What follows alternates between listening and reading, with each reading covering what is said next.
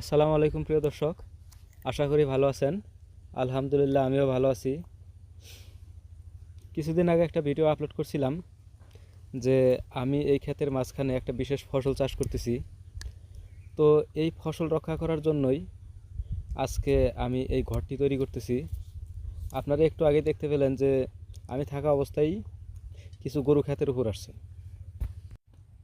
এইভাবে সবসময় ছাগল, গরু এবং অন্যান্য পশু পাখি আসতেই থাকে।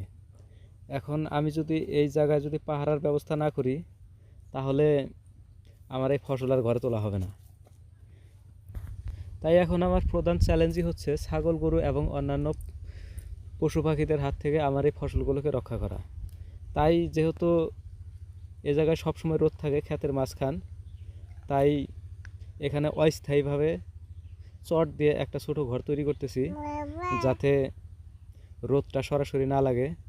আর এখানে যেহেতু পাহারার ব্যবস্থা করতেই হবে, আমাদের আশেপাশে আপনারা দেখতেই পাচ্ছেন যে এখানে অন্য কোনো জমিতে কোনো ফসলই লাগানো হয়নি। আর আমাদের এখানে যেহেতু ধানের জমি, এখানে আমাদের শুধু বছরে দুইবার ধান হয়।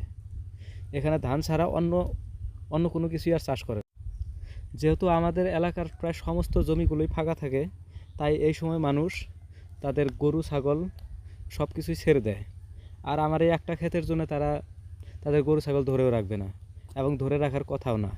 আর যেহেতু আমি একটু ভিন্ন ধরনের জিনিস ফসল ফলাইতে চেষ্টা করি, তাই আমি তো গতানুগতিক নিয়ম থেকে একটু বের হয়ে আসতে চাবো। তাই আমি এখানে নতুন নতুন ফসলের চাষ করার চেষ্টা করি। আর তাই আমার এই ফসলগুলোকে রক্ষা করার জন্যই আমার এই ক্ষুদ্র প্রয়াস। আর এই ফসল যদি আমি রক্ষা না করতে পারি, বা এখানে যদি ভালোভাবে ফসলগুলো নাও যদি হয়, তাহলে যারা নিন্দুক আছে তারা কিন্তু বলবে যে দেখো, যে আমরা যেটা চাষ করি নেই তোমরা করছো, না করছি তারপরেও করছো, এখন কেমন হইলো। আর আপনারা একটু আগেই দেখলেন যে এই ঘরটা তৈরি করতে করতেই আরও একবার কিন্তু ছাগল আসছিল। মানে ছাগল, গরু মানে এতটা অত্যাচার করে, মানে যে এর জন্যই মনে হয় যে বাংলাদেশের এবং আমাদের এলাকারও যে অনেক মানুষই মানে কোনো ফসল চাষ করতে চায় না। তো ক্ষেতের মাঝখানে আমার এই ঘর তোলা দেখে উৎসুক দু একজন চলে আসছে। ওরা ভাবতেছে যে আমি আবার এখানে পিকনিক করতেছি নাকি। ওরা বলতেছিল যে যদি আমি পিকনিক করি তাহলে ওদেরকেও যেন নেই। তো তখন আমি ওদেরকে বললাম যে আসলে এটা পিকনিক না, আসলে এখানে আমার ফসল রক্ষার জন্যই আমার এই অস্থায়ী ঘর তৈরি করা।